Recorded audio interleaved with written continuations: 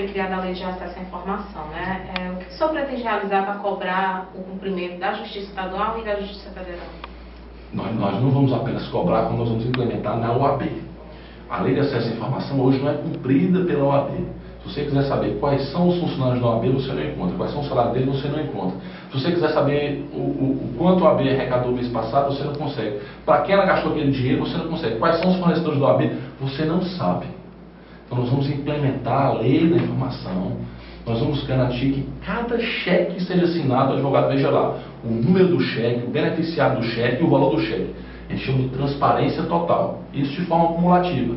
Assim, a gestão é 2013, 14 e 15. Então, em dezembro de 2015, o advogado vai dever um cheque que foi assinado. Em janeiro de 2013, o número do cheque, o beneficiário e o valor dele. Ou seja, uma transparência total das contas. E, óbvio, fazendo dever de casa, ela tem que exigir.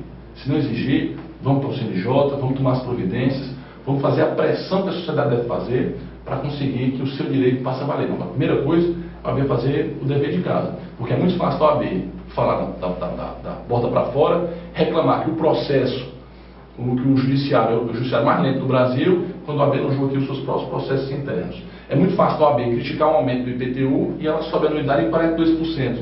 É muito fácil a OAB dizer que defende democracia e participou nos anos 80 no movimento Direta Já, e até hoje nós temos eleição direta para a presidência do Conselho Federal. Quem escolheu o presidente do Conselho Federal, o nosso atual presidente, o Ofir Cavalcante, foi eleito com apenas 81 advogados, 3 por cada seccional. E um absurdo, o Rio de Janeiro, a OAB do Rio de Janeiro fez uma proposta em um colégio de presidentes para que, nessa eleição agora, o advogado respondesse uma pergunta. Você tem vontade de votar direto para a presidência do Conselho Federal? E, pasmem, das 27 seccionais, somente Rio, que fez a proposta, Pará e Bahia votaram favorável. Todas as outras, inclusive o Ceará, votaram contra. Por quê? Porque não quer que a gente pense. Porque a maior parte de nós não pensa. Quem é que escolhe o presidente do Conselho Federal? A gente não sabe, só são 3 por estado que estão na chapa. São os 3 conselhos federais. Qual é a nossa proposta? Na próxima eleição do Conselho, em que o advogado vai escolher a chapa que vai ficar no lugar da nossa, ele vai responder uma consulta pública. Em qual candidato você quer que os conselhos federais votem? Os conselhos federais daquela chapa. E eu crio um vínculo político em que eu não posso mudar a lei diz que quem vota são os conselheiros, eles vão continuar votando. Ou eles vão votar naqueles que o advogado aqui escolher, o advogado cearense escolher. Assim, se algum candidato ao Conselho Federal quiser o voto no Ceará, ele tem que vir para cá, ele tem que conhecer a realidade do interior do Estado, ele tem que conhecer o calor absurdo do fórum, ele tem que conhecer a dificuldade do exercício da advocacia trabalhista nesse Estado, para assim poder ganhar o nosso voto. E com isso a gente consegue democracia. Vamos sim dar sequência à Lei da Informação. Agora, a primeira coisa, para fazer o dever de casa. Você está contando com o apoio de quem? Quais os advogados, as lideranças aí da você está contando? Solange, nós estamos contando com significativos apoios, né? Nós contamos com o apoio do ex-presidente Leitão, contamos com o apoio de advogados dos setores mais progressistas da sociedade, junto com o apoio do advogado Feliciano de Carvalho Júnior, enfim. No interior do Estado nós temos uma série de lideranças representativas que nos apoiam. Enfim, me permita não nominar todos, porque eu com certeza irei cometer alguma injustiça, mas o nosso objetivo é ter um grupo representativo da advocacia. Mais importante do que o nome de A, B, C ou D, a minha maior preocupação na formação da chapa é que a gente conseguisse representar toda a advocacia, porque a advocacia ela é muito heterogênea, então a chapa tem que ser um mosaico. Então você pega quem anda no fórum, aqui em Fortaleza, tem necessidades da OAB. Quem anda na Justiça do Trabalho tem outras necessidades, quem anda na Justiça Federal tem outras. Quem anda no interior do Estado, e comarca para comarca, varia. Quem é procurador de município precisa que a OAB atue de uma forma.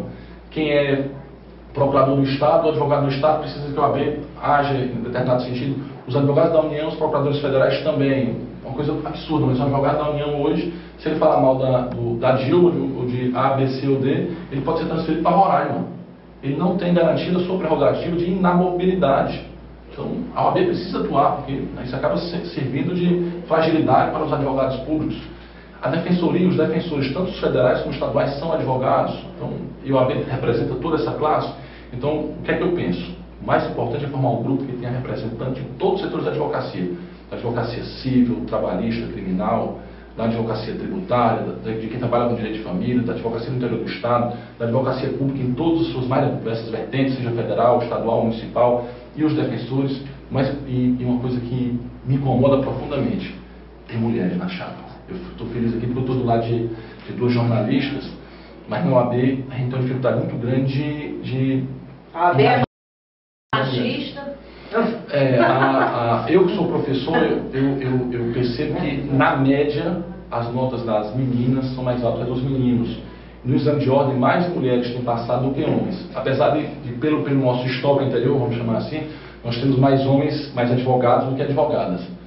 Mas a gente precisa de mais mulheres. Então eu tenho lutado para que a nossa chapa tenha o maior quantidade possível de mulheres, porque se a ideia é um grupo representativo, eu preciso de mulheres com a gente. Uma coisa que me incomoda, por exemplo, é que a mulher ela percebe o sofrimento do advogado e da colega dela advogada. O advogado, quando muito, percebe do colega do lado, se for homem. Quando muito, se for uma situação muito grosseira, porque os homens são mais distraídos mesmo da própria natureza. Então você vai, por exemplo, no protocolo do Fórum Klaus Bevilacqua. Quem já foi lá sabe o que eu estou falando. Eu me sinto ali num salão de filme de Velho Oeste. Quando entra a mulher, todo mundo para, começa a soltar piada, é uma confusão, as mulheres ficam constrangidas. E pior que a mulher não tem coragem, advogada, de pedir para alguém dar entrada numa petição no lugar dela. Por quê? Porque a mulher ela compete com ela mesma. A mulher em nenhum momento quer demonstrar fragilidade. A mulher ela tem que estar sempre bem arrumada, tem que cuidar da casa, dos filhos, mas tem que ser melhor profissional que o colega do lado. Porque ela tem essa competição interna e se ela demonstrar uma fragilidade, ela vai sofrer. Muitas vezes o colega advogado não está muito ligando para ele, o advogado o homem é mais relaxado, mas a mulher não. E ela sofre de forma silenciosa, e eu não quero que na nossa gestão vocês sofram de forma silenciosa. Nós precisamos de mulheres aqui na gestão para que apontem, olha, o protocolo não pode funcionar dessa forma, olha, a OAB está agindo de uma forma muito machista, a gente precisa de mulheres, então, na formação da chapa, o que a gente tem mais preocupado é com a representatividade dos setores da advocacia e também com a representatividade de gênero. Mas eu vou fazer aquela pergunta que todo mundo quer saber. Sim. O Paulo está ou não está com você? A minha situação com o Dr. Paulo é uma situação muito peculiar. Eu depois da eleição de 2009, eu tive um problema na família de câncer e graças a Deus o problema foi sanado, mas envolveu que eu mergulhasse. Eu comuniquei aos membros do movimento que eu iria mergulhar nesse problema familiar e que eu teria que dar naquele momento atenção total à minha família. E eu desacelerei. Quando eu desacelerei, quando eu passei a ter outro ritmo de vida, eu não queria mais acelerar. Ou seja, eu não podia esquecer a minha responsabilidade, eu ia participar das eleições da ordem, mas eu penso que a gente deveria escolher outro candidato a presidente. E o Paulo me procurou, dizendo que queria que eu fosse o candidato. Eu expliquei para ele que eu estava em outro ritmo de vida e que eu achei que ele não ia encontrar outro nome. E ele insistiu e eu acabei sendo candidato por insistência dele. Então, o doutor Paulo, eu dele só tenho gratidão. Na eleição passada, o nível baixou muito. O que é que você vai fazer agora para manter o nível mais alto? Porque houve problemas, houve muita briga, houve muita... O que é que nós vamos fazer para melhorar o nível dessa campanha? Solange, da nossa parte, tenha certeza que a campanha será completamente propositiva. Acho que vocês perceberam pelo tempo que eu passei aqui. E normalmente eu fiz qualquer tipo de agressão e não vou fazer, até porque eu acho que nós advogados nós temos uma responsabilidade muito grande quando de uma candidatura de manter o nível da disputa. A nossa campanha será exclusivamente propositiva, por isso que eu mandei para casa de cada advogado esse nosso plano de gestão, ele foi registrado em cartório. Não são promessas, são compromissos que nós firmamos e assim nós vamos manter. Infelizmente temos recebido até algumas agressões e boa parte dos nossos militantes, boa parte dos advogados que estão com a gente tem vontade de responder, e a minha orientação é sempre de não vamos responder agressão nenhuma, não compensa, não interessa. Eu acho que a agressão só vitimiza o outro lado. Eu acho que quem está em casa, o advogado, o que ele quer é saber o que é que vai melhorar na vida dele, voltando em A, B, C ou D. Então, acho que a gente tem que aproveitar esse espaço, esse pouco tempo que ele vai destinar para conhecer nossas propostas, para que a gente fale delas. Então, tenha certeza que, do nosso lado, nenhuma agressão irá partir, nenhum tipo de discussão que não seja o que poderá melhorar na OAB, nós iremos tratar. Isso aí é um compromisso meu e um compromisso dos demais componentes da chapa. Na eleição passada, diziam que você tinha um empecilho, porque diziam que você era muito jovem para concorrer à OAB. Era um do principal empecilho de você. Que agora, você está mais maduro agora para concorrer à OAB, com mais experiência e tudo. Acho que você está fazendo a pergunta por causa dos meus cabelos brancos.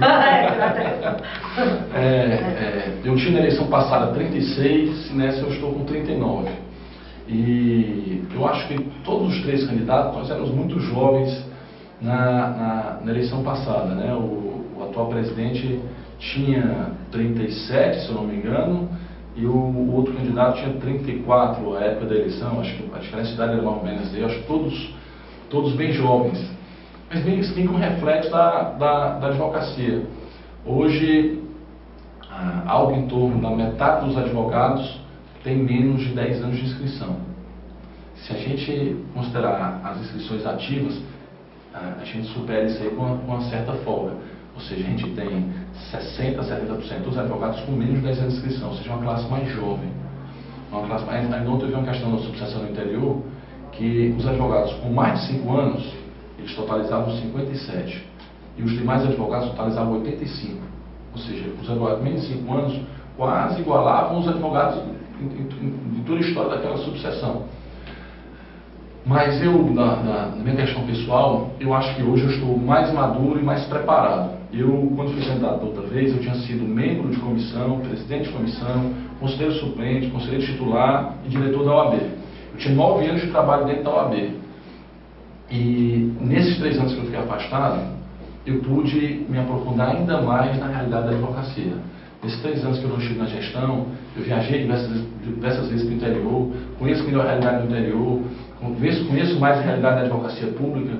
Quando eu fui em determinada repartição, eles me trouxeram um projeto de lei que eles têm um certo interesse. Quando eles começaram a falar, eu disse, não, projeto de lei tal, tem essas questões tais, eu concordo com essa, não concordo com aquelas, eu acho que deveria ser assim, eu acho que esse é o caminho. E eles se surpreenderam, disseram, você sem ser advogado público, você conhece a nossa realidade? Eu conheço, porque passei 9 anos na OAB e nos últimos 3 anos me preparei para esse momento agora.